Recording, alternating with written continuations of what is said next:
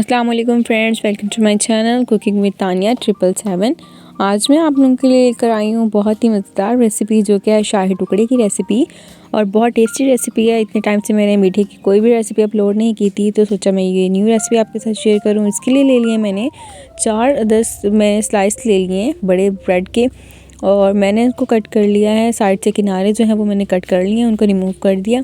और ये जो साइज़ है वो मेरे पास बड़ी ब्रेड का है, आप चाहें तो छोटी ब्रेड भी ले सकते हैं और उसके 2 पीसेस कर सकते हैं। मेरे पास बड़ी ब्रेड थी तो मैंने इसके 4 पीसेस कर लिए हैं।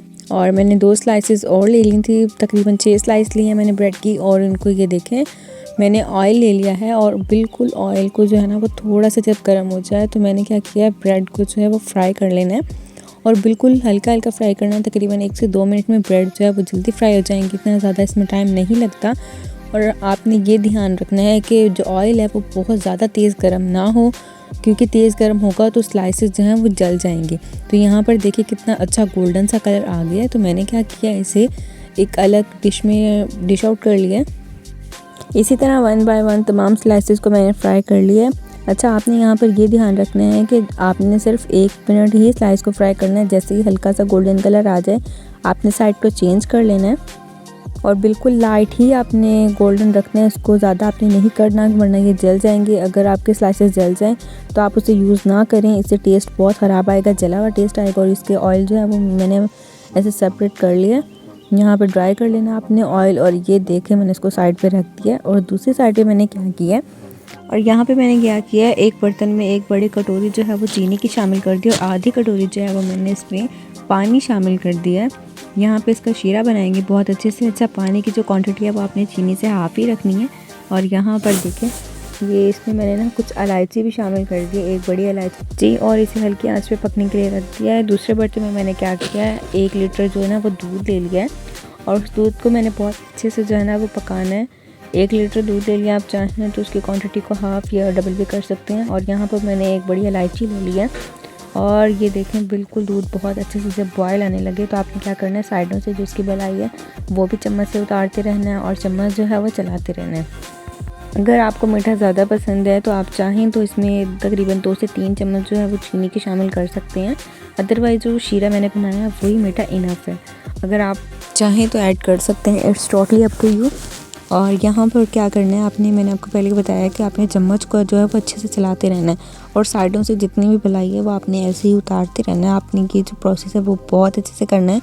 और यहाँ पर देखें, तकरीबन जो दूध है वो 75% हो गया है, ऑलमोस्ट 25% दूध ड्राई हो चुका है। तो मैंने उसके बाद यहाँ पे क्या किया, कुछ मिनट टाइम मैंने और उसे पकाया। उसके बाद मैंने ठंडे जो दूध में ना अलग से 2 चम्मच बड़े कस्टर्ड के जो है ना वो मैंने अच्छे से डिज़ोल्व कर दिए। और यहाँ पे आपने भी यही ध्यान रखना है, कस्टर्ड को आपने बिल्कुल ठंडे दूध में ही डिज़ोल्व करना है। आपने ऐसे नहीं करना कि गर्म दूध लें, उससे ये होगा इसके अंदर लम्स बन जाएंगे, गुठलियाँ बन जाएंगी, जिससे सारा जो है ना आपका काम ख़राब हो जाएगा यहाँ पर। तो ये देखें, बिल्कुल अच्छे से हो गया, इसमें आपको कोई भी लम्स नज़र नहीं आ रहे होंगे। बहुत अच्छे से जो है ना आपने इसे बीट कर लेना है। और मैंने आपको पहले बताया कि ठंडा ही दूध आपने इस्तेमाल करना है इसके लिए। और यहाँ पर देखें, दूध पकने के बाद तकरीबन हाफ़ हो गया है। तो मैंने क्या किया है, जो मैंने कस्टर्ड का लिक्विड बनाया था वो मैंने इसके अंदर शामिल कर दिया है। और यहाँ पर मेन प्रोसेस ये है, आपने स्ट्रेनिंग करते रहना है। इट्स मीन कि आपने चम्मच को वो चलाते रहना है, बिल्कुल भी रुकना नहीं है। इससे क्या होगा, वरना इसमें गुठलियाँ बनना स्टार्ट हो जाएंगी। ये मेन प्रोसेस है। बस कस्टर्ड डालने के बाद आपने तकरीबन 5 से 10 मिनट इसको पकाना है, ज़्यादा नहीं पकाना। और यहाँ पर देखिए, चम्मच को आपने चलाते रहना, चम्मच बिल्कुल भी नहीं आपने रोकना। उसकी रीज़न मैंने आपको बता दिया है कि गुठलियाँ बनना स्टार्ट हो जाएंगी। अगर गुठलियाँ बन गई तो आपका जितनी भी एफ़र्ट है वो सारी वेस्ट हो जाएगी। 5 मिनट के बाद ये बहुत अच्छे से पक गया, ड्राई हो गया, तो इसे ठंडा होने के लिए रख देंगे साइड पे। और यहाँ पर देखें, जो शीरा है वो बहुत अच्छे से पक चुका है। और ये देख सकते हैं आप कि कितना अच्छे से इसमें तार बन गई है। बस आपने ये देखना है कि हल्का हल्का हाथ पे चेक करना है, जैसे मैंने आपको दिखाया, चिपक रहा हो। और जितने भी आपने जो ब्रेड के पीसेस थे वो शीरे के अंदर शामिल कर देने हैं। अच्छा, शीरा जो है वो अगर ठंडा हो जाए ना तो आपने क्या कर लेना है, उसे दोबारा से गर्म कर लेना है। और तकरीबन ये शीरा जो है ना वो 5 मिनट के अंदर बन जाता है। और आपने क्या करना है, ये जहन में रखना है मेन प्रोसेस है। 1 बाय 1 आपने ब्रेड के सारे पीसेस जो हैं वो इसके अंदर डिप कर लेने और तकरीबन 2 मिनट तक आपने डिप करके रखना है। उसके बाद ये सॉफ्ट हो जाएंगे। तो इसको ये देखें, मैं जैसे डिश आउट कर रही हूँ। गरम शीरे में 2 मिनट डिप करने के बाद आपने इसे फटाफट डिश आउट करते रहना है। मैंने यहाँ पर इसे एक छोटी प्लेट में और एक अच्छे बाउल में जो है वो ऐसे लेयर्स लगा लिए हैं। यहाँ पर देखें बॉल में मैं किस तरीके से लगा रही हूँ, आप भी इस तरीके से लगा सकते हैं। आप चाहें तो डिश भी ले सकते हैं दूसरी, बट मैंने यही यूज़ किया है। आप जैसा आपको इजी लगे आप वैसे सर्व करें, जैसे आपको आसानी लगती है। और यहाँ पर देखें जैसे पीसेस है ना, मैं उसके ऊपर 1 बाय 1 लेयर्स रखती जा रही हूँ। सेम आपने भी ऐसे करना है। आपने तकरीबन 2 से 3 लेयर्स लगा देनी है।